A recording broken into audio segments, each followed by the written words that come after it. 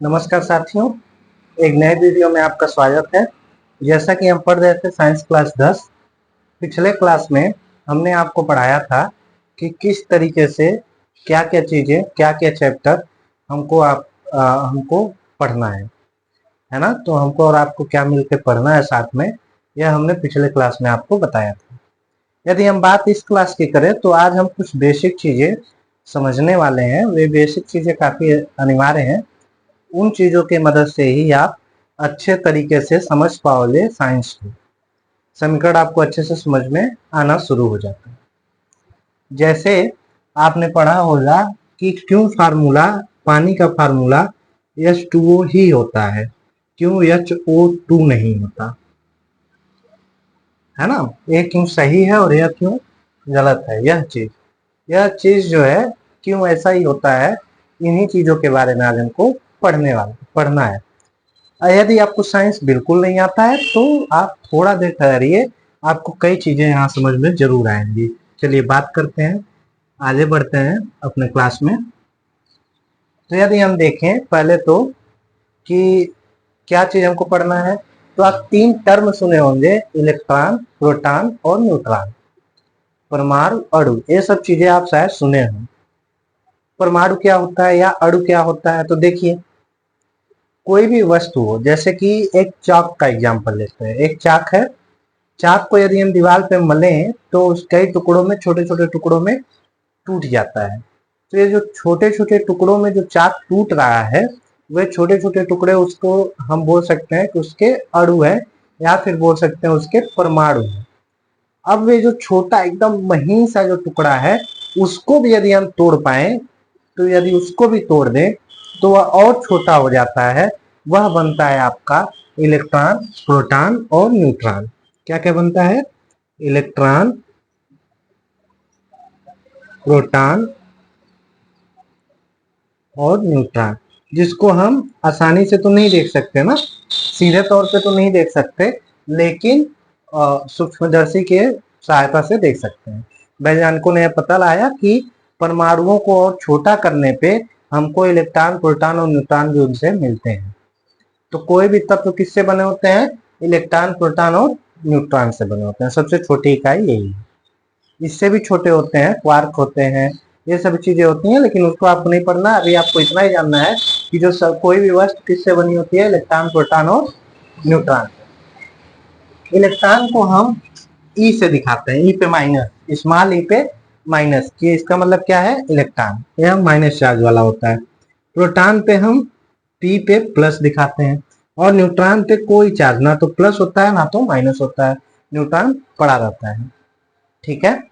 कैसे इसकी संरचना होती है? तो यदि कोई तत्व है, कोई भी तत्व है, तो यदि उसका एक नाभिक होता है, नाभिक का मतलब जो सबसे बीच वाला हिस्सा, मान लीजिए एक तत्व है, तो सबसे बीच वाला हिस्सा इसका क्या हो जाए? यहीं पे बीच वाला हिस्सा होगा, है ना? तो जो सबसे बीच का हिस्सा होता है उसको हम बोलते हैं नाभिक। क्या बोलते हैं इसको हम? नाभिक। और ये जो नाभिक होता है, इस नाभिक में दो चीजें पाई जाती हैं, एक पाया जाता है न्यूट्रॉन और एक पाया जाता है प्रोटॉन।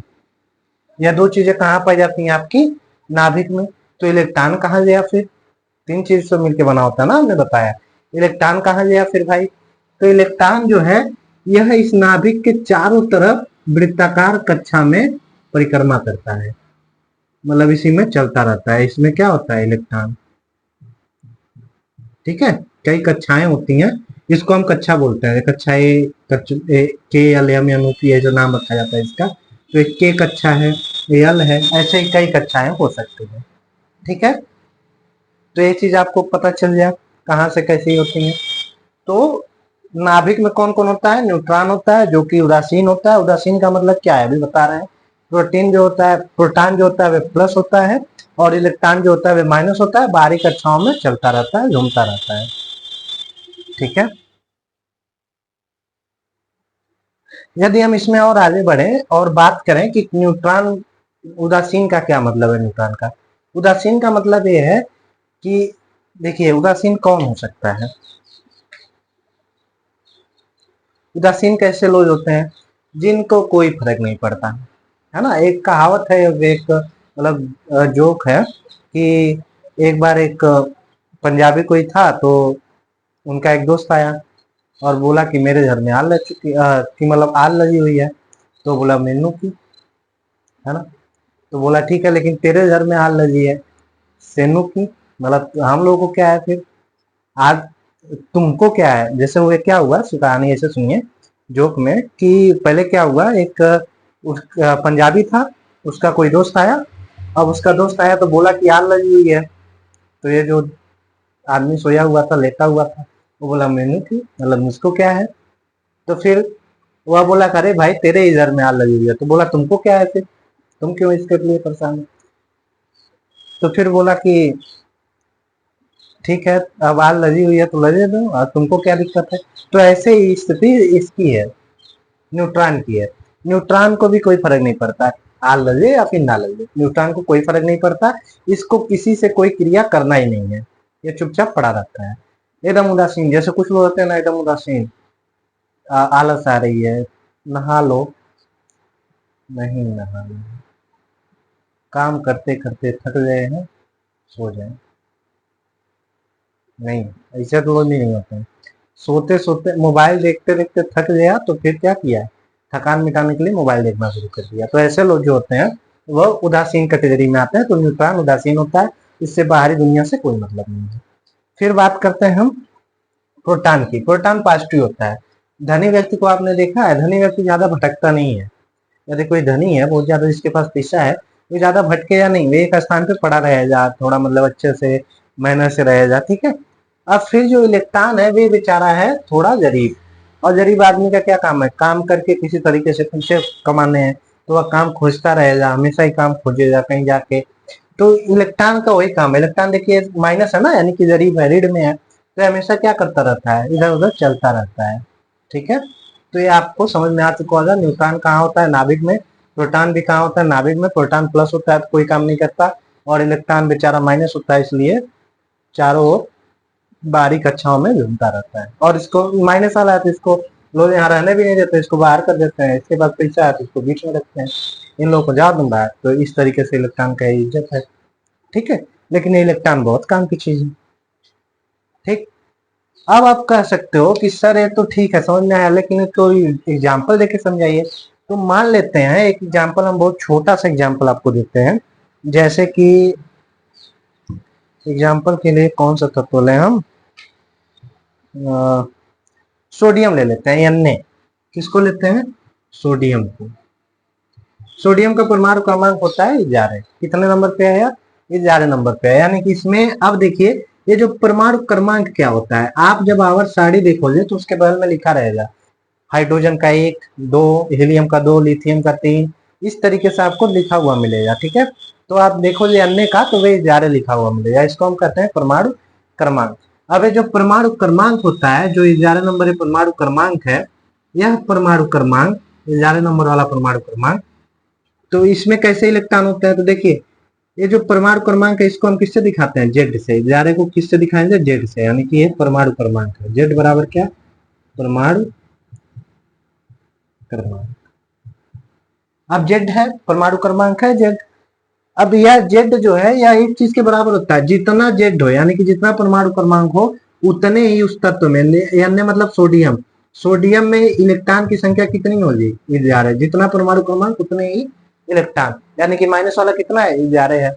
और यदि हम बात करें प्रोटॉन की, प्रोटॉन की संख्या कितनी होगी, वो भी कितनी है, 11 ही है। जितने इलेक्ट्रॉन होते हैं उतने ही क्या होते हैं, प्रोटॉन। बैलेंस सभी बना रहता है परमाणु का, ठीक है। जितने इलेक्ट्रॉन उतने ही प्रोटॉन, ठीक है, तभी आपका बैलेंस बना रह सकता है। ये हुआ, न्यूट्रॉन से कोई मतलब नहीं है, क्योंकि वो तो उदासीन है, वो ना बढ़ेगा ना घटेगा, वो चुपचाप पड़ा रहेगा। तो ये समझ में आया आपको, जितना परमाणु क्रमांक उतने इलेक्ट्रॉन और उतने ही प्रोटॉन। तो अन्य हो गया। यदि हम अन्य की ऐसे संरचना बनाए, बिंदु की संरचना बनाए अन्य का, तो कैसे बनेगा, देखिए भाई इसको, तो टोटल कितने इलेक्ट्रॉन है इसके पास। परमाणु को हम नहीं दिखाते, परमाणु को कि प्लस में है तो उसको कोई मतलब नहीं है। इलेक्ट्रॉन इसके पास कितने जा रहे हैं, और बाहरी कक्षा में तो ही बाहर जा सकते हैं। तो ये क्या करता है, सबसे पहले वाले कक्षा में इसको हमने नाभिक मान ले, तो पहले वाले कक्षा में इसके 2 इलेक्ट्रॉन होते हैं, दूसरे में 8 इलेक्ट्रॉन होते हैं, और तीसरे में कितना बचा, 2 इधर 8 इधर, 10 हो गया। और कितना बचा, एक बचा ना, तो एक इलेक्ट्रॉन इसके तीसरे कक्षा में होता है।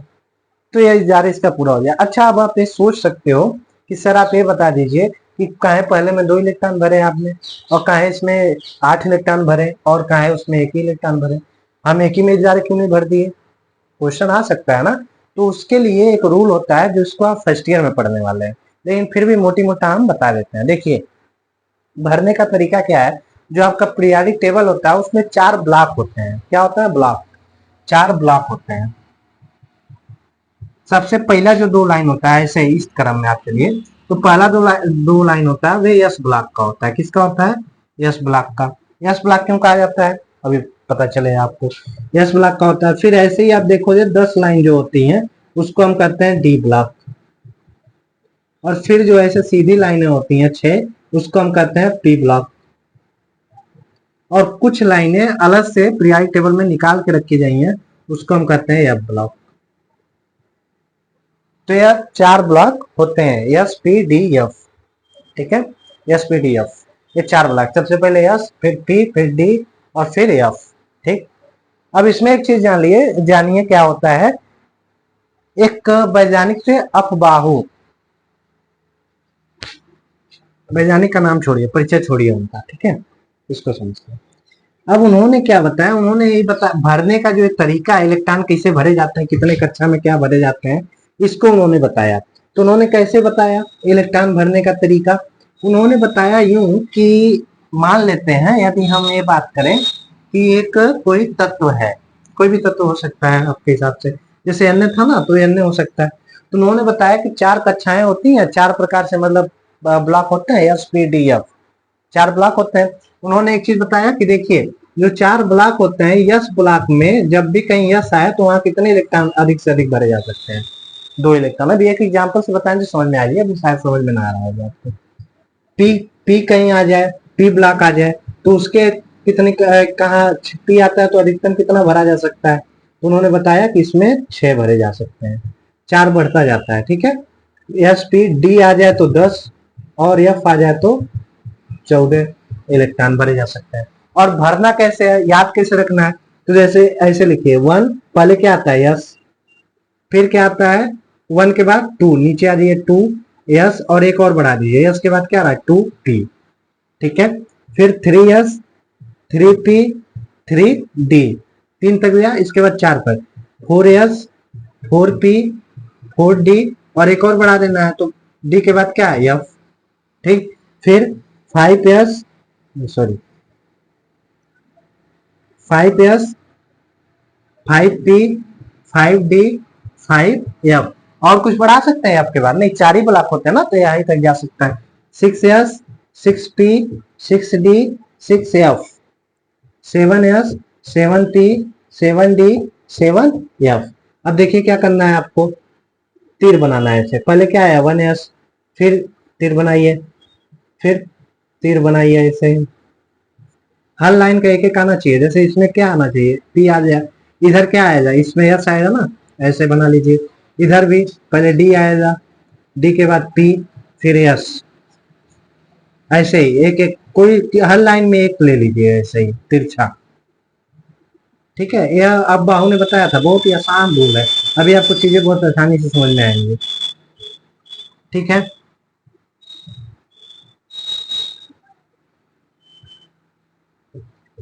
ठीक, तो इस तरीके से यह हो जाए। अब भरना कैसे है भाई साहब, देख लीजिए कैसे भरना है।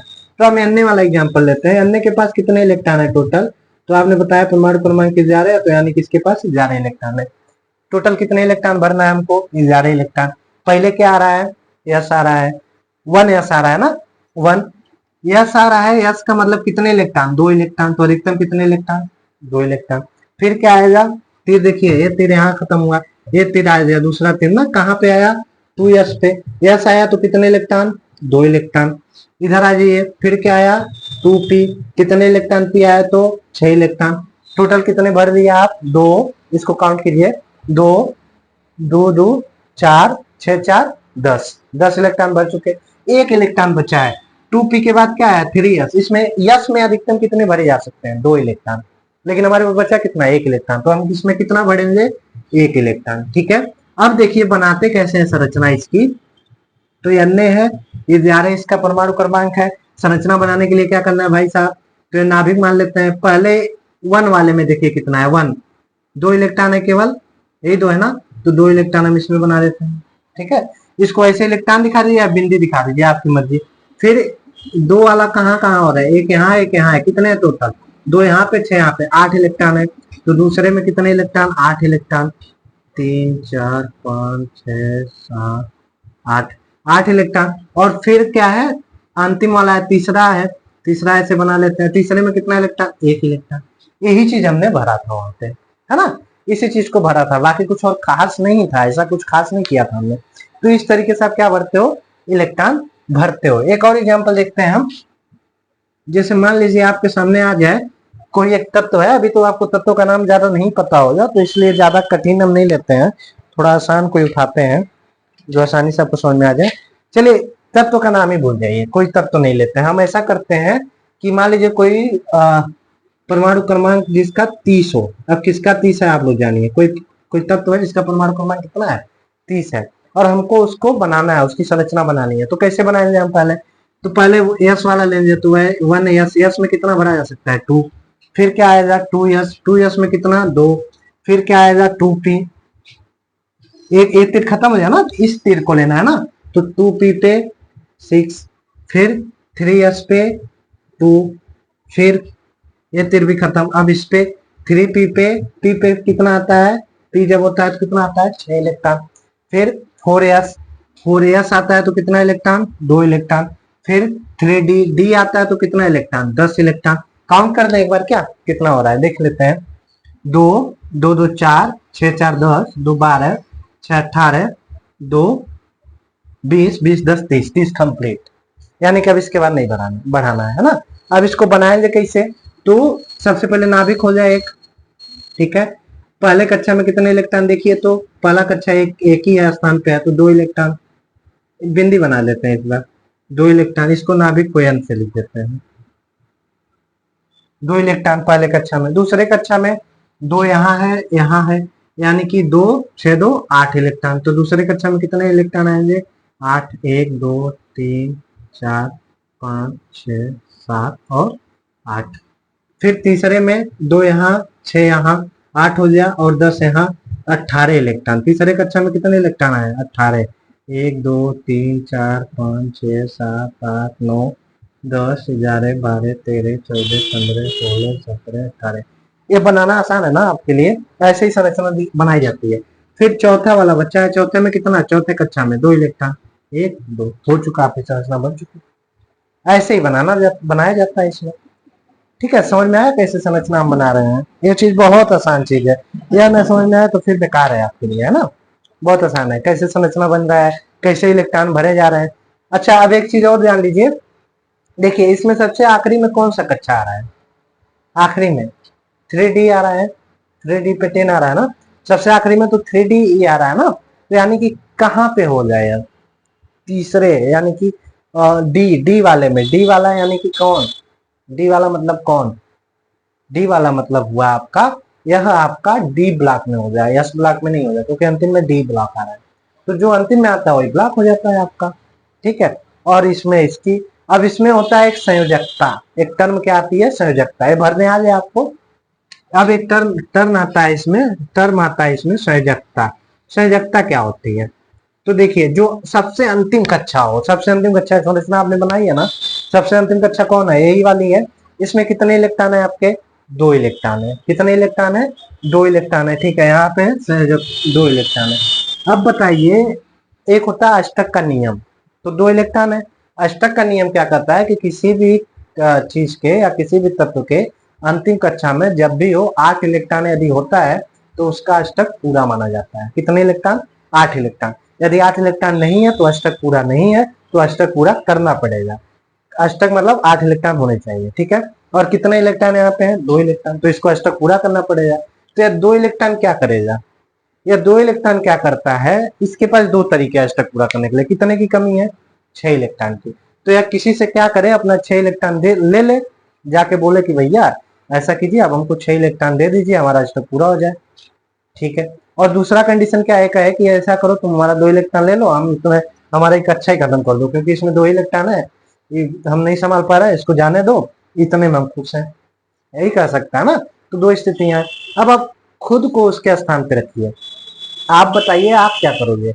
मान लीजिए आपको हम मौका दें कि 2 इलेक्ट्रॉन आपके पास है अंतिम कक्षा में, और 2 रुपए आपके पास है, टोटल 8 रुपए आपको चाहिए, 6 रुपए आप किसी से ले लीजिए, तो आप कैसे लोगे जाके उससे पीछे? ले सकते हो आप निश्चित तौर पे पैसे नहीं ले सकते हो। क्यों नहीं ले सकते हो? आपके पास कुल संपत्ति 2 रुपए है और आप 6 रुपए उधार लेने जा रहे हो, कोई आपको देगा उधार? नहीं देगा। तो यानी कि 2 इलेक्ट्रॉन होने पे कोई आपको 6 रुपए दे के आज तक आपका नहीं पूरा कराएगा, तो आप क्या करोगे? अपना 2 इलेक्ट्रॉन दे दोगे। तो क्या करोगे? अपना 2 इलेक्ट्रॉन किसी को दे देगा। जैसे सोडियम वाले केस में क्या था, अंतिम कक्षा में 1 इलेक्ट्रॉन था, अन्य वाला कैसे बना था देखिए, तो पहले वाले में 2, फिर 8, और फिर सबसे आखिरी वाले में 2, 1। तो यही एक ही इलेक्ट्रॉन तो बचा था ना। अब एक इलेक्ट्रॉन क्या कर सकता है यार? क्या एक इलेक्ट्रॉन ले सकता है किसी से? नहीं ले जा। ये 7 इलेक्ट्रॉन कोई दे जाए इसको? नहीं देगा। तो 1 इलेक्ट्रॉन क्या करेगा? दे देगा अपना, कहेगा ले जाओ बहुत है 1 इलेक्ट्रॉन। तो यही जो 1 इलेक्ट्रॉन देता है, तो ये साझा करते हैं, और जब साझा करते हैं तो आपकी ये जो चीजें हैं वे बनती है। जैसे H2O बना था ना, H2O की बात करें अभी हम, तो H2O कैसे बनता है उसको समझिए। ऑक्सीजन का परमाणु क्रमांक आप देख के बताइए, 8 नंबर पे ऑक्सीजन है, तो 8 है तो कैसे बनेगा? 1s2, फिर क्या आएगा? 2s2, फिर क्या आएगा? 2p पे 6 बचा है क्या? 2 2 4, 8 ही टोटल है ना, तो यानी कि 6 तो नहीं हो सकता, 4 ही बचा है, 4 हो जाए। अब बनाए यदि इसको हम, तो कैसे बनेगा? पहले कक्षा में 2 इलेक्ट्रॉन, दूसरे कक्षा में 2 4 6 इलेक्ट्रॉन। कितना इलेक्ट्रॉन होना चाहिए? 8 होना चाहिए, लेकिन इसके पास कितना है? 6। तो 2 इलेक्ट्रॉन इसको कहीं और से लेना पड़ेगा। अब 2 इलेक्ट्रॉन इसको कोई और आके दे तभी तो हो सकता है। तो यह क्या करता है? हाइड्रोजन आता है, हाइड्रोजन के पास कितने इलेक्ट्रॉन? 1 इलेक्ट्रॉन। तो यह 1 इलेक्ट्रॉन साझा करते हैं। साझा मतलब हिस्सेदारी, यानी कि 1 इलेक्ट्रॉन तेरा भी है, मेरा भी है, ठीक है। तो 1 इलेक्ट्रॉन यहाँ कर दिया, हाइड्रोजन भी 1 इलेक्ट्रॉन कर दिया। अब ये दोनों क्या किए? साझेदारी कर लिए। और जब ये दोनों साझेदारी कर लिए, तो अब देखिए इसका अष्टक पूरा हो जाए नहीं? 1 2 3 4 5 6, ये भी इसका है ना, 7 और 1 8, इसका अष्टक पूरा हो गया। तो क्योंकि 2 हाइड्रोजन से और 1 ऑक्सीजन के कारण ये दोनों मिलकर बनाए हैं, अष्टक पूरा किए हैं, इसलिए फार्मूला क्या बन गया? H2O। आया समझ में आपको? चीजें बहुत ही आसान चीजें हैं, ठीक है। बेसिक आपको निश्चित तौर पे समझ में आया होगा। नहीं आया है यदि, तो कोई बात नहीं है, संयोजकता नहीं समझ में आया, कोई बात नहीं है। जब नेक्स्ट क्लास से हम चीजों को समझेंगे, तो उसमें हम इसको और डिटेल में आपको बताएंगे, एकदम डिटेल, इतना डीप जाने वाला है ना, कि जब हम एग्जाम्पल लेके जहां भी आएगा, उसको हम बार बार दोहराते रहेंगे, तो आपके दिमाग में अपने आप क्लिक करेगा, और आपके दिमाग में ये चीजें आ जाएंगी, ठीक है। तो आज के क्लास में बस इतना ही। मिलते हैं हम लोग नेक्स्ट क्लास में, तब तक के लिए धन्यवाद। नमस्कार।